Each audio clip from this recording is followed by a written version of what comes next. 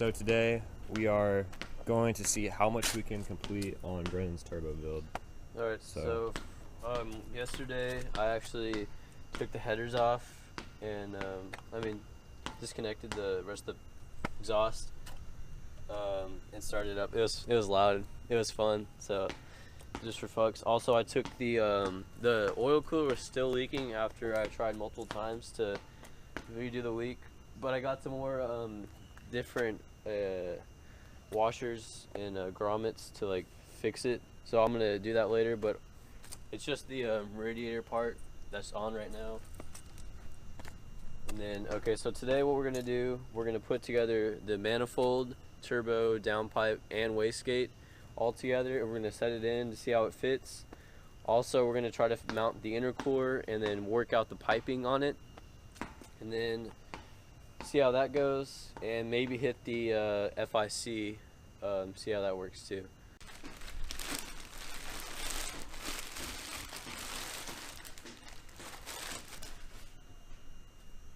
There we go.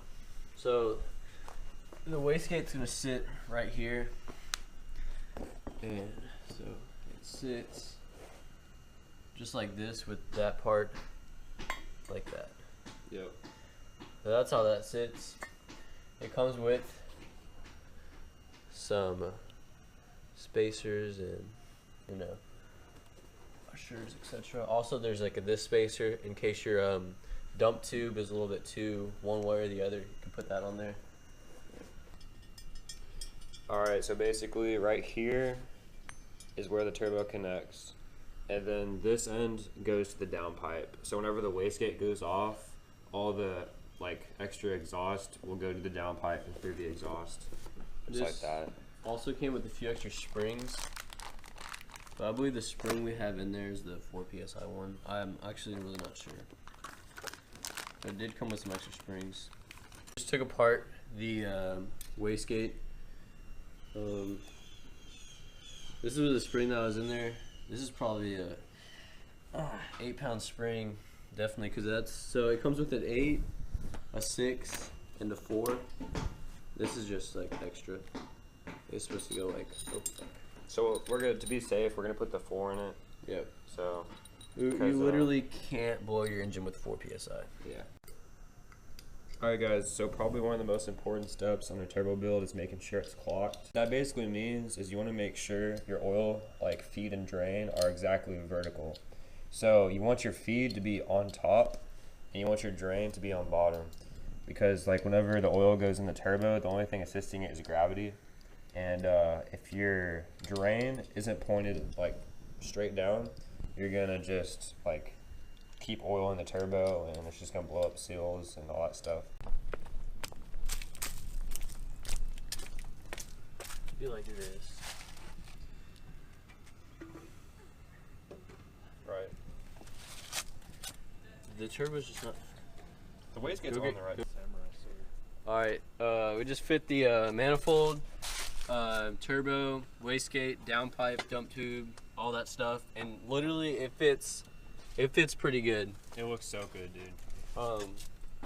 The thing we're gonna have to do is, of course, we're gonna have to clock it.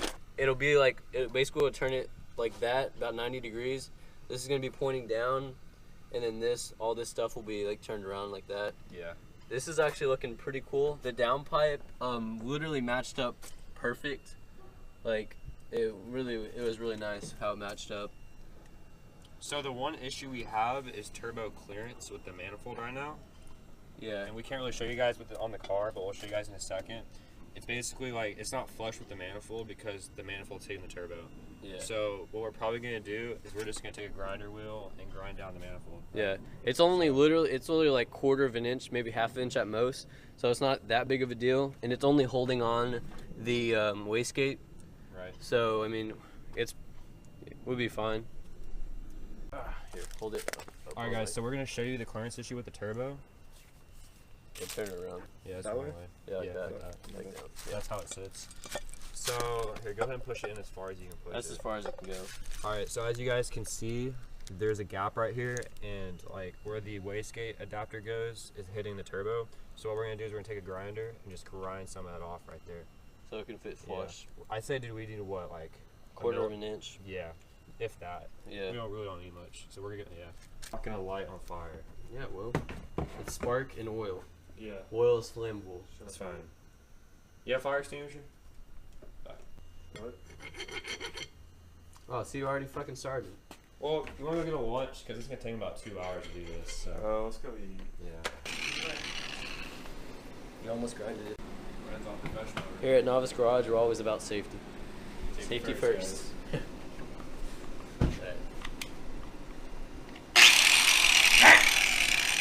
Do that when I'm busy.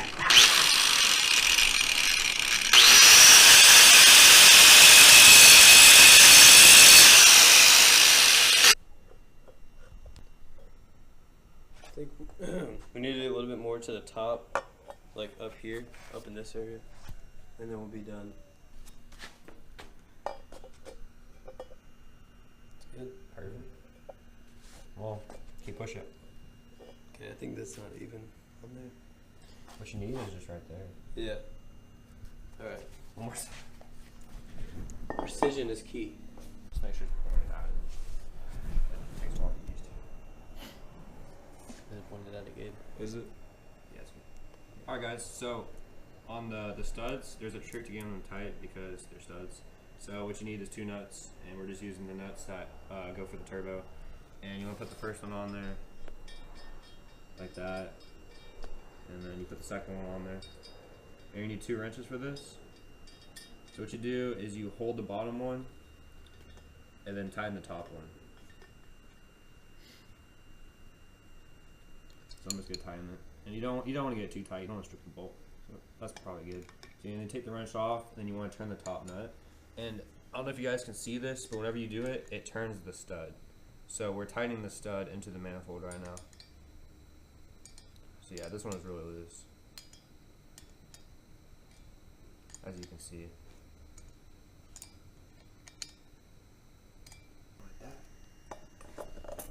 Yeah. Alright, and then where's the hardware to put the turbo on? Is this it? That's the intercooler. No, that's true. That's it. Alright guys, so whenever you're doing this, you want to like have the nut, a washer, and a crush washer. I think there's a washer in there? Yeah, there is. So this is how it goes. Basically, you put the washer on, and then the crush washer, and then you put the nut on. That's it. So, wrong way. I know which way it goes. Let's get my grip. Not good. Alright guys, so we're clogging the turbo right now. And to clog the turbo, you basically have to take out all of these bolts right here. And then you just rotate it to how you want it. Okay. Now, I don't think it matters which one's the feed and which one's the drain. Pretty sure it doesn't. It looks like it does. I think it does. Does it matter? So is the compressor supposed to be going down? Yeah. Yeah, because that goes to the inner. That makes sense. Okay, that's right. But I can't. Here. Take. All right, so we got everything mocked up, and so far so good, except for one thing, and that would be that the compressor housing kind of touches the slave cylinder for the clutch, as you can see. It's not real bad, but it does touch, and we're gonna still see if we can hook up the intercooler piping like it is. So we got everything kind of clocked to how we want it. We can still move it though, but we're about to see if we can actually get the intercooler in there. So yep. I guess it is. Alright guys, so when we put the turbo in the car, we had a clearance issue with the slave cylinder. So we're gonna have to take this turbo housing and we're gonna have to clock it down more. So you can clock 3 parts of the turbo. This part, the middle part, and this part right here. We didn't even know that. So it's not just 2 parts, so you can always clock this part. When clocking your turbo, you don't have to take all the bolts out, you just gotta loosen it a little bit. We actually made that mistake on our first time, so. But this is our first time boosting anything. Yeah, boost. So. This is seriously, like, honestly, this is my first time working on my car, like, big time, like motor work. Yeah. So I'm definitely getting some good ass experience. Don't have any experience, but this is a good ass experience. So we're working on this all day today and then tomorrow. Yep. So we're gonna be putting out a lot of videos soon. Yep. All right, so we got the turbo clocked. fit some intercooler piping, and this thing looks fucking awesome. Yep. Like, it's gonna sit right about here. There is some plastic we need to take off, this part right here. But other than that, this thing's gonna be fucking awesome. So as you can see, we clocked the oil lines to where it's straight up and down. And then the housing, we rotated it so it's barely not touching the slave cylinder. And everything is fitting really good. So the next step is we gotta take everything back off and tighten all the bolts we loosened to clock it. Yep. And then we can throw it back on. Yeah, okay, so basically one of the bolts, or actually the way the bolt fits in for the bottom bolt on the manifold, on the downpipe from the turbo, it's too long, so it's causing another clearance issue. I feel like that's like the main thing with all these turbo kits is clearance, or at least this one is definitely clearance issues. But they're all manageable clearance issues for the most part so far. So I mean, it's not a big deal. Basically, we're gonna have to cut one of these studs. So to cut the stud, you always want to wrap a towel around it because you don't want to mess up the threads on it. Also, when you're hacksawing, you want to get in between one of the threads, and then you're just gonna start cutting. I actually did this in the oil cooler video, so I mean, refer back to that if you need any help. But it's pretty easy, it just takes a little while. So I think we're gonna be able to get away with just cutting one bolt. Yeah, but let's show them what we mean by that. Yeah. So right here. So basically, the bolt's coming through, and it's hitting this part right here, and it's not allowing this to become flush with the turbo.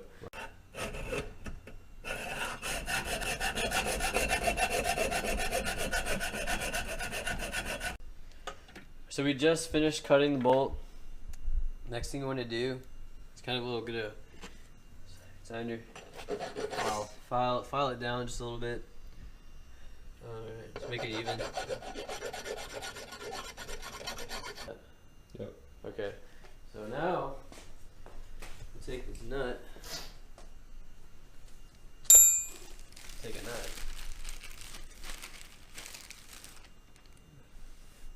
Just want to thread it on there.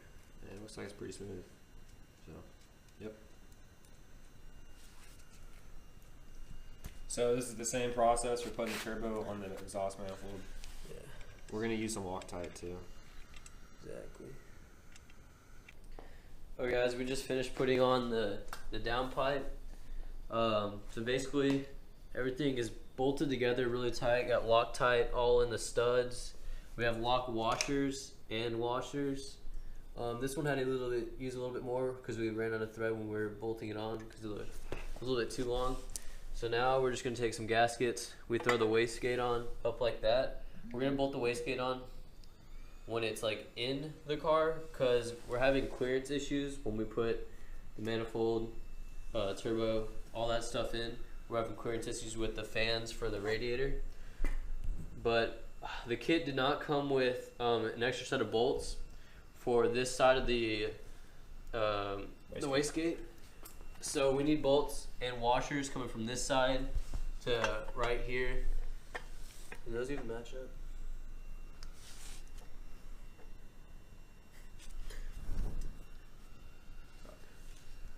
No, it needs to be moved up a little bit. I think. Yeah, okay, so these holes are really big, so we just need to loosen all of them up and like reposition it. Okay, So- yeah, so we're just gonna need to use some of that. So basically guys, you want to loosen all these up, tighten down the wastegate first, and then tighten these up. Because the holes on the downpipe are big, and so you can move it around a little bit. And Okay, guys, now we're starting on the oil feed. So the restrictor that came with this is already like sandwiched in to like this part. So this right here, and then you flip it over. look and how tiny that hole is. that's the yeah. restrictor. And the whole point of this is to make sure like the oil pressure isn't strong enough to blow out your oil seals. So that's the whole point. So I'm guessing for a T3 turbo, it's supposed to be pretty small. We're probably gonna do a little bit of research on that because it just, I don't know, I'm not really familiar with it, so. But if you look through it, you can actually see the light. Yeah. Through the end of it. So I think that's how it's supposed to be. Yeah. Pretty sure. That's cool as fuck. Yeah. So we got a gasket, lock nuts, this. Yep. So this goes on your block on the oil sender. Yeah, oil sender port. And that This goes part your turbo. goes. And you just put that on. It has gaskets. And then the hardest part of this whole thing is going to be the drain. Alright guys, so drilling a hole in your pan, it's really like, I mean, that's a big thing. But if you really think about it, you could literally go to a junkyard for your car and just take off the oil pan. They'll probably give it to you for like 20 bucks. Like, it's not, if you want to go back, go back to naturally aspirated, like, it's something you can replace. If you drill into your block, you have to replace the fucking block, or you have to find something to close the hole. So honestly, like, drilling into your oil pan, it might be scary, but you can replace your oil pan. That's not a big deal. Okay guys, so we're about to put the drain port on, and I was going to screw it in, but I realized, compare that to that, this didn't go like all the way through from when they drilled it out. So yeah, just another thing that tells you this kit's a little bit cheaper, but it's alright. We're putting the drain port through on the turbo. We're realizing there is some clearance issues. Another one. This is because the way we turn the housing for the turbo, so it can match the intercooler. So what we're gonna have to do is probably gonna shave just a little bit off. Probably gonna have to use a grinder, dude. That's like barely any. Yeah, this is like some cheap metal. I don't know what that is. So it's like crappy stainless steel or something. Yeah. So we're gonna have to do that, and then it'll be able to fit on there. Has the gaskets and everything.